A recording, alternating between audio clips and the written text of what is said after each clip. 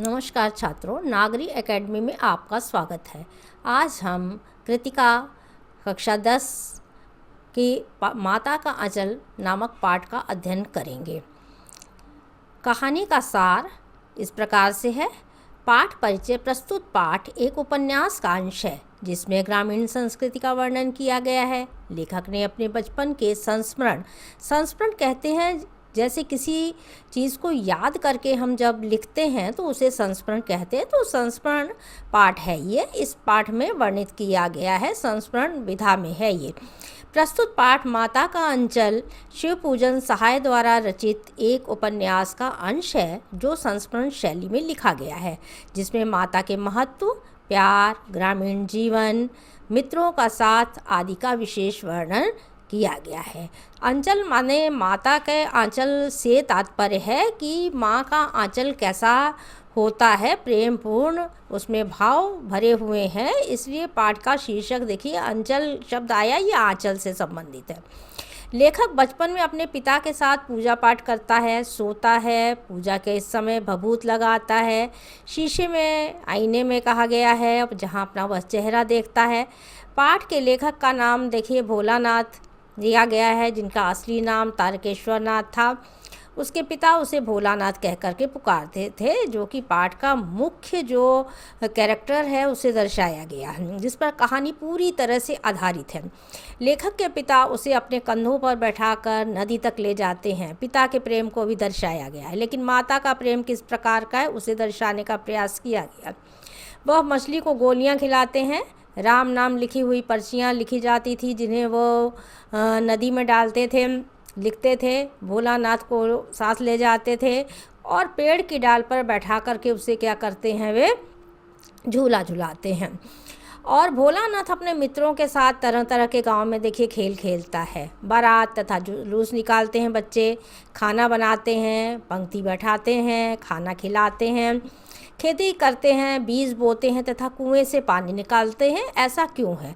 ऐसा जैसा वह अपने घर के लोगों को, सदस्यों को या गांव के लोगों को कार्य करते देखते थे, वैसा ही वो करने का प्रयास करते हैं। इसी प्रकार एक दिन आंधी आने पर बच्चे बाग की ओर यानी बगीचे की ओर दौड़ते हैं और चुन चुन करके वहाँ पे देखिए, गर्मी के दिन है तो आम खाते हैं वे। और एक बार बच्चों ने क्या किया है, पाठ में जैसा कि जिक्र हुआ है कि मूसन तिवारी जो है उसको वो चिढ़ाते हैं। उन्होंने बच्चों को पकड़ने के लिए 4 लड़के भेजे हैं। बच्चों की शिकायत की गई गुरुजी से और बच्चों को पकड़ा गया और दंडित किया गया, उन्हें दंड दिए गए। तो बच्चे गांव के शरारती भी हैं, शरारतें भी करते हैं, आनंद भी लेते हैं। बच्चों की शरारत में एक जो सबसे बड़ी शरारत इसमें दर्शाई गई है वो ये कि बच्चों ने चूहों के बिल में क्या कर दिया है, पानी डाल दिया है, जिसमें से शिवजी का सांप यहाँ निकल आया है। और डर के मारे बच्चे फिर भागे हैं। शरारत भी कर लेते हैं और डरते भी हैं और गिरते पड़ते चले जा रहे हैं, चोटें लग रही हैं, पैरों में जूते नहीं थे, कांटे चुभ चुके थे। भोलानाथ डर कर माता के आंचल में आकर के छुप गया और रोने लगा है। वो बता नहीं पा रहा था कि हुआ क्या है। बेटे को डर से कांपता हुआ देखकर माँ और भी डर गई। माँ का मन कितना विह्वल हो उठता है। माँ के मन में बच्चे के प्रति किस तरह का असीम प्यार है और बच्चा माँ की गोद में ही जो है जाकर के क्यों सिमट गया, क्यों, पाठ में आप समझ रहे हैं इसको। और माँ जो है वो क्या करती है, हल्दी लेकर के उसके घाव पर लगाती है। माँ ने बड़े लाड प्यार से लेखक को गले लगाया। पिता भी दौड़े चले आ रहे हैं, उसे गोद में लेने लगे, किंतु भोलानाथ माँ के आंचल से पिता की गोद में नहीं जाना चाहता है। तो वहाँ पर आपने देखा कि किस प्रकार से पिता के साथ सारा दिन रहने पर भी जो है बच्चा माँ के पास ही जाना चाहता है, ऐसी जब परिस्थिति होती है। प्रस्तुत पाठ में क्या दर्शाया गया, तो माता के महत्व को दर्शाया गया है, उसके लाड प्यार को दिखाया गया है। माँ खाना बनाती है, खिलाती है, पेट भर कर खिला देने पर भी वो संतुष्ट नहीं होती है। रोते हुए बच्चे का अपनी माँ के आंचल में आकर के छुप जाना, गोद में छिप जाना, जैसे प्रसंग पाठक के मन में माँ के प्रति जो ममता का, ममत्व का जो भाव है उसको क्या है, जगाती हैं। दूसरी तरफ हमारी जो शहरी संस्कृति है और ग्रामीण संस्कृति है के बीच का जो फासला हो चुका है, जो अंतर है, उसको भी लेखक ने उजागर करने का प्रयास किया है। प्रश्न उत्तर इस प्रकार से हैं। प्रश्नों के उत्तर कि प्रस्तुत पाठ के आधार पर यह कहा जा सकता है कि बच्चे का अपने पिता से अधिक जुड़ाव था, फिर भी विपदा के समय वह पिता के पास न जाकर मां की शरण लेता है। आपकी समझ में इसकी क्या वजह हो सकती है? बोर्ड के एग्ज़ाम में आपके ये प्रश्न देखिए 4 नंबर के हैं और 2 प्रश्न आपको करने हैं, 3 प्रश्न आते हैं। तो प्रश्नों के उत्तर 4 नंबर के हिसाब से आपको एक पैराग्राफ के आसपास आपको लिखने चाहिए।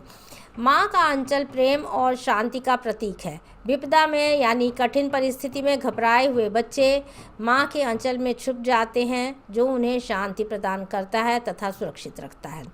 यदि पिता और पुत्र में गहरा संबंध है, आपने देखा प्रेम है, पुत्र दिन भर पिता के साथ रहता है, पिता उसके हर खेल में शामिल होते हैं, बच्चों की आवश्यकताएं भी पिता पूर्ण करते हैं, उसे अपने सीने से लगाए रखते हैं, किंतु फिर भी माँ के मन में जो कोमलता का भाव है, ममता का भाव है, ज़रूरत के समय वह प्यार पिता देने में सक्षम नहीं होते हैं। संतान का संबंध देखिए जन्म से माँ के साथ हमेशा जुड़ा रहता है। जब बालक भोलानाथ सांप के डर से सिसकने लगते हैं, रोने लगते हैं, आप देखते हैं तो दौड़ते हुए पिता के पास नहीं जाते हैं, वे माँ के आंचल में छुप जाते हैं, जहाँ उन्हें सुकून मिलता है, प्यार मिलता है, माँ का आंचल प्राप्त होता है। नंबर 2 प्रश्न है, आपके विचार में भोलानाथ अपने साथियों को देखकर सिसकना क्यों भूल जाता है? उत्तर, बच्चे बाल स्वभाव के कारण बहुत जल्दी रोते और बहुत जल्दी क्या करते हैं, हंस देते हैं। मास्टर जी द्वारा दंडित किए जाने पर बहुत शीघ्र वे क्या हो गए, रोने लग गए, परंतु मित्रों को देखते ही रोना भूल गए थे। खेल में आनंद मिलने के कारण मित्र मंडली के साथ खेलते हुए कोई भी बच्चा रोना नहीं चाहता है, वो तुरंत चुप हो जाते हैं, वो उनकी स्वाभाविक स्थिति है जिसे दर्शाया गया है। नंबर 3 है, आपने देखा होगा कि भोलानाथ और उसके साथी ही जब तक खेलते खाते समय किसी न किसी प्रकार की तुकबंदी करते हैं, राइमिंग वर्ड्स तुकबंदी के लिए। आपको यदि अपने खेलों आदि से जुड़ी तुकबंदी याद हो तो लिखिए। आप भी खेलते समय कुछ कविताएं की तरह तुकबंदी करके बोलते हैं, तो 2 स्क्रीन पर दर्शाई गई हैं कि तुकबंदी के नमूने कि अक्कड़ बक्कड़ बम्बे वो 80 90 पूरे 100 में लगा धागा चोर निकल के भागा। इसी तरह का दूसरा है, गुल्ली डंडा रेत में, दाना मछली पेट में, ताकत लगती खेल में, हाथ मिलाओ मेल में, और अन्य उदाहरण भी आप दे सकते हैं। चौथा प्रश्न है, भोलानाथ उसके साथियों के खेल और खेलने की सामग्री आपकी खेल और खेलने की सामग्री से किस प्रकार भिन्न है? बहुत ही साधारण, बहुत ही सरल शब्दों में आप वर्णन करके लिख सकते हैं प्रश्नों के उत्तर। आप शहर में अगर रहते हैं तो शहरों के खेल खिलौने किस तरह के हैं और गांव में किस प्रकार के थे, परिवर्तन तो हो रहा है धीमे धीमे। माता का अंचल पाठ पे ग्रामीण जीवन के बच्चों की जो दुनिया की तस्वीर खींची गई है वह हमारे बचपन की दुनिया से भिन्न अलग है अगर आप शहरी हैं। ग्रामीण जीवन में बालकों के खेल, उनके द्वारा जो घर में सामग्री रहती थी, टूटे फूटे घड़े इत्यादि और चीज़ें थी आप देख रहे हैं, और कलछी इत्यादि, उससे ही उन्होंने अपने खेल खिलौने बनाए। परंतु शहरी जीवन की तरह तरह के आप खेल खेलते हैं, बैटरी से चलने वाले इलेक्ट्रॉनिक और मनोरंजन के साधन आपके पास उपलब्ध हैं, टीवी है, कंप्यूटर है जिनके प्रयोग आप करते हैं, क्रिकेट खेल लेते हैं, फुटबॉल, बैडमिंटन, इंडोर गेम इत्यादि भी आपके पास शहरी लोगों को मिल जाती हैं। अतः हम कह सकते हैं कि भोलानाथ और उसके साथियों के खेल खिलौनों की सामग्री और हमारे खेल की सामग्री कैसी है, अलग है यानी भिन्न है। नंबर 5 है, पाठ में आए ऐसे प्रसंगों का वर्णन कीजिए जो आपके दिल को छू गए हों। कौन सा प्रसंग ऐसा है जो आपको बहुत अच्छा लग गया? तो पाठ में आई प्रसंगों में से आप देखेंगे कि दिल को छूने वाला प्रसंग कौन सा है, जब बच्चे चूहे के बिल में पानी डालते हैं, बिल में से सांप बाहर निकल आता है, बच्चे डरते हैं, खौफ खा रहे हैं, चिल्ला रहे हैं, भाग रहे हैं, गिर रहे हैं, लेखक डर के आंखें मीच रहा है और माता के आंचल में आकर के वह छिप जाता है, जो अत्यंत ही संवेदनशील दिखाया गया है, वो काँप रहा है। इस उपन्यास अंश में 30 के दशक की ग्राम संस्कृति का चित्रण है। आज की ग्रामीण संस्कृति के आपको किस तरह के परिवर्तन दिखाई देते हैं? देखिए, दुनिया में परिवर्तन है, मनुष्य परिवर्तनशील है, वह शहर से गांव में, गांव से शहर में जाता है तो परिवर्तन स्वाभाविक है। तो इसी परिवर्तन को आपको समझना है कि पाठ में 30 के दशक के ग्रामीण संस्कृति का वर्णन किया गया है, जिसमें गांव की स्वाभाविक स्थिति को दर्शाया गया है। उस समय बच्चे खेत खलिहान, घर घर, दुकान आदि के खेल खेला करते थे, बारात निकालते थे, नाटक करते थे, गांव में बूढ़े लोगों को चिढ़ाते थे। आज की ग्रामीण संस्कृति पर शहरीकरण का देखिए प्रभाव पड़ रहा है। लोग प्रतिदिन शहर में भी आ रहे हैं, गांव में भी जा रहे हैं, जिसके कारण अब बच्चों के खेल कूद, खान पान, वेशभूषा और इत्यादि में अंतर आ रहा है। आज गांव में बिजली आ गई है, आप देख रहे हैं, टीवी चल रहे हैं, बैटरी से चलने वाले खिलौने, मनोरंजन के साधन, आवागमन के साधन भी, बसें इत्यादि चलने से साधन उपलब्ध होने लग गए हैं। तो जब साधन उपलब्ध होंगे तो निश्चित रूप से लोग आएंगे शहरों में, तो संस्कृति पर भी उसका असर पड़ेगा। तो मेल अब हमारी किस तरह की संस्कृति उसके साथ खा रही है, इसको दर्शाया गया है। नंबर 7 है, पाठ पढ़ते पढ़ते आपको भी अपने माता पिता का लाड प्यार याद आ रहा होगा।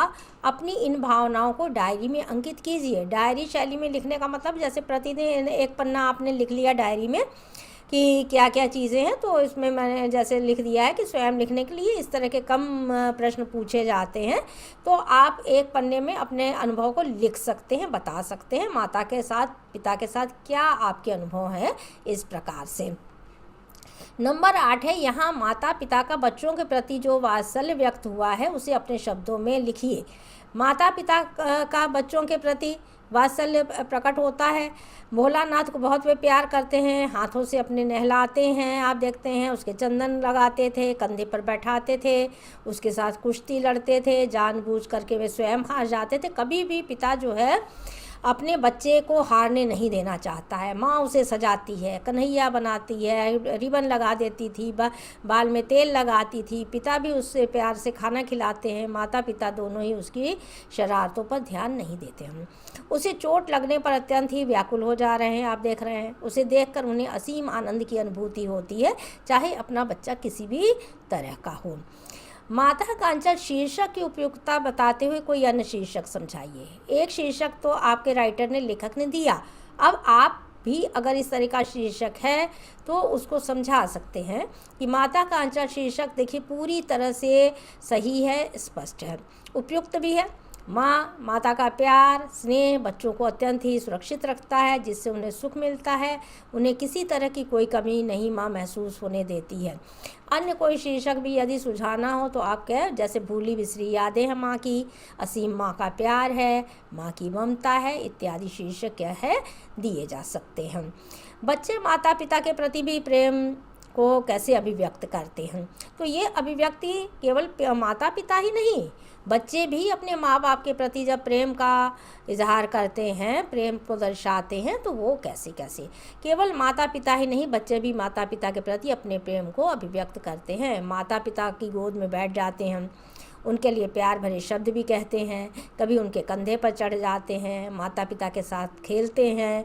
किसी चीज़ को प्राप्त करने के लिए आप देखते हैं कि प्रेम और प्यार में ही वो माता पिता से जिद करके अपनी बातें भी मनवाते हैं, तो इसे भी अभिव्यक्त किया गया है।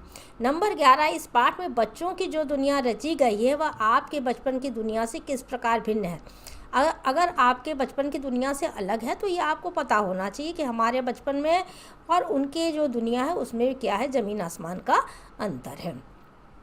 माता का अंचल शीर्षक पाठ में बच्चों की जो दुनिया रची गई है वह हमारे बचपन की दुनिया से बिल्कुल अलग है। अगर हम शहरी हैं, आजकल बच्चे खिलौनों, electronic games, computer, television, mobile phone जैसी चीज़ों से क्या कर रहे हैं, मनोरंजन करते हैं तथा खेलते हैं। ग्रामीण जीवन के बारे में जानकारी आज नहीं है बच्चों को। वह गांव के बच्चों की तरह फसलों के बारे में नहीं जानते हैं। इतनी ज़्यादा वो कठिनाइयों को अब जो है आप देखते हैं जीवन में नहीं सह पाते हैं। वहाँ पर गांव देहातों में वे हर तरीके से रह लेते हैं और बहुत सारी घनिष्ठता जो होनी चाहिए और जो अपनापन है वो धीमे धीमे हमारे शहरीकरण में आप देख रहे हैं ख़त्म होता चला जा रहा है। एकांगी परिवार हो गए, संयुक्त परिवार उस तरह के नहीं रहे हैं। तो ग्रामीण जो जीवन है उसकी दुनिया और आज की दुनिया में क्या है, अंतर दिखाई दे रहा है। इस प्रकार से आपने 11 प्रश्नों का अभ्यास किया। चैनल को सब्सक्राइब करें, वीडियो को लाइक करें, शेयर करें तथा इसी प्रकार से उत्साहवर्धन करते रहें। धन्यवाद।